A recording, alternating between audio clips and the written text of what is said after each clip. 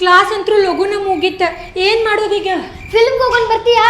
ಅಯ್ಯೋ ಫಿಲಮ್ಮಿಗ ಬೇಡ, ನಮ್ದು ಪಿ ಜಿ 10 ಗಂಟೆಗೆ ಲಾಸ್ಟ್. ಆಮೇಲೆ ಹೋದ್ರೆ ಒಳಗೆ ಕರ್ಕೊಳಂಗಿಲ್ಲ. ಹೌದಾ? ನೀ ಅಷ್ಟ ಹೋಗ್ಬಾ. ಸಿಂಧು, ನಾ ಸ್ವಲ್ಪ ಶಿಶು ಬರ್ತೇನೆ ಇಲ್ಲೇ. ಇಲ್ಲೇನು ಐತಿ? ಪಿ ಜಿ ಒಳಗೆ ಹೋಗುಂತಂದ್ ಬಿಡು. ಅಯ್ಯೋ ಪಿ ಜಿ ಒಳಗೆ ಏನು ಕೇಳ್ತಿ? ಕರು ಮೆದ್ದಿರ್ತೈತಿ ಪಾಯ್ಕಾನಿ.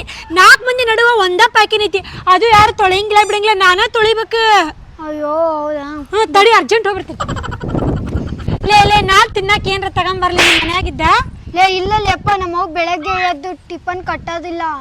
ಅಯ್ಯೋ ಪಿ ಜಿ ಊಟ ಮಾಡಿ ಉಬ್ಳಿಕೆ ಬಂದಿತ್ತೆ. ಅದಕ್ಕೆ ನಿಮ್ಮ ಮನ್ಯಾಗ ಏನಾರ ತರ್ತೀನ ಅಂತ ಕೇಳಿದೆ. ಆಯ್ತು ತಗೋತರ್ತೀನಿ. ಬಾಯ್.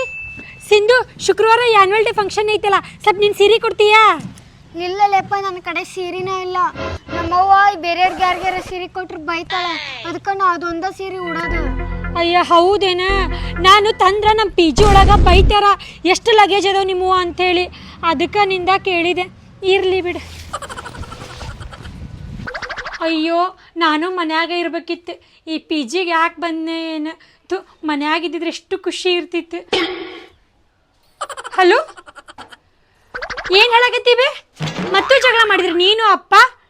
ಅಯ್ಯೋ ತಗೋರ್ಬೆ. ಮನ್ಯಾಗಿರಕಿನ ಪಿ ಜಿಗೆ ಚಲೋ. ಮನ್ಯಾಗಿದ್ರೆ ಬರೀ ಜಗಳನ ಕೇಳ್ದಾಕೈತಿ ಅಪ್ಪ ಒಂದು.